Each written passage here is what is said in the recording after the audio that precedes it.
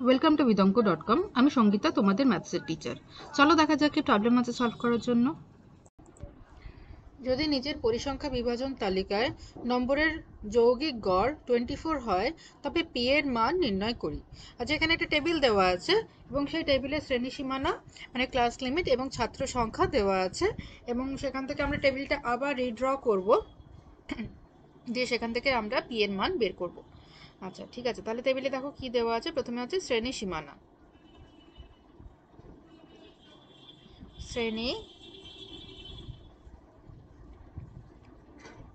সীমানা, ঠিক আছে। নেক্সট আছে ছাত্র সংখ্যা,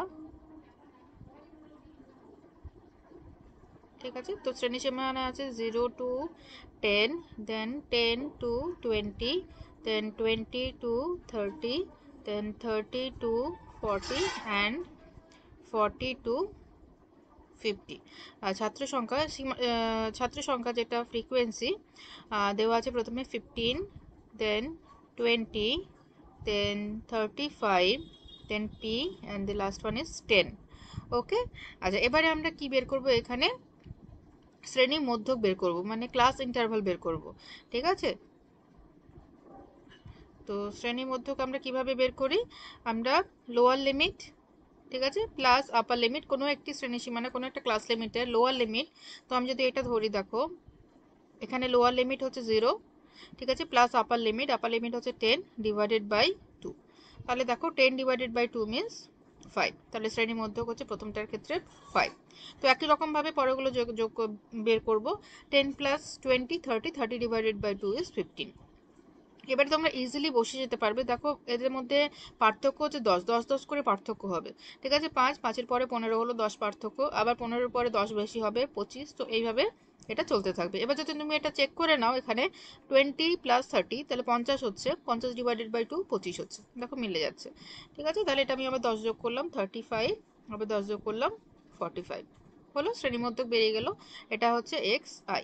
এবারে নেক্সট কলামে আমরা কি করব, আমাদের 1 2 3 and 4 চারটে কলাম লাগবে,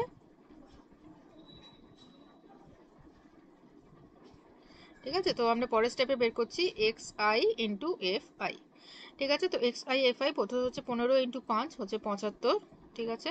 দেন 15 ইন্টু 20 হচ্ছে 300, ঠিক আছে। আচ্ছা এবার 25কে যদি 35 দিয়ে গুণ করি তাহলে আসবে 875, আর এটা হবে 35 পি, আর এটা হচ্ছে 450 হলো। আচ্ছা এবারে নেক্সট স্টেপে আমরা কি করব, আমরা summation of X I F I বের করব, ঠিক আছে। যেরকম করে আমরা মিন বের করি প্রত্যক্ষ পদ্ধতিতে, আমরা যেভাবে আমরা গড় নির্ণয় করি সেভাবেই আমরা করব। এখানে আমরা summation of X I F I বের করব, মানে সবকিছু যোগ হবে আমাদের, ঠিক আছে। 35 পিটা আলাদা থাকবে আর বাকি সবগুলো আমাদের যোগ করতে হবে। তো যোগ করে আসবে এটা 1700 প্লাস 35 পি, ঠিক আছে। আর এখানেও এটা সামেশন অফ এফ আই আমাদের বের করতে হবে। তো সামেশন অফ এফ এর ক্ষেত্রে এখানে তোমাদের পিটা আলাদা যাবে আর বাকি সবগুলো আমরা যোগ করব। তাহলে সবগুলো যদি যোগ করি সবকটা সংখ্যা, তাহলে আমাদের 80 আসে, 80 প্লাস পি, ঠিক আছে, 80 প্লাস পি হবে।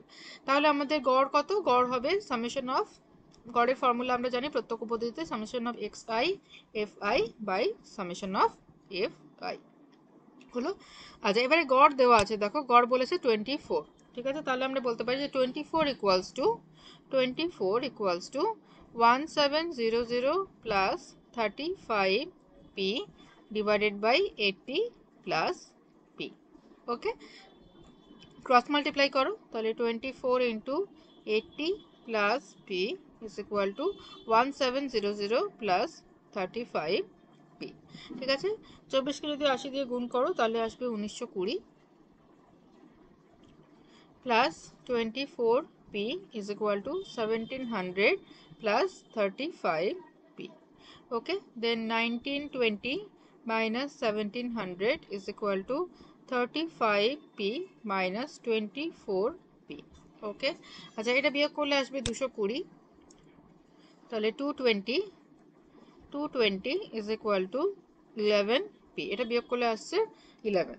তো 220 is equal to 11p, therefore p is equal to 220 by 11, so that is equal to 20. ওকে, তো p এর মান আমাদের কাছে জানতে চাওয়া হয়েছে, তাহলে p এর মান আমরা পেলাম 20. So this is the answer. Thank you for watching vedanko.com। অঙ্কের আরও প্রবলেম এবং সলিউশনের জন্য আমাদের ওয়েবসাইট অবশ্যই ব্রাউজ করো।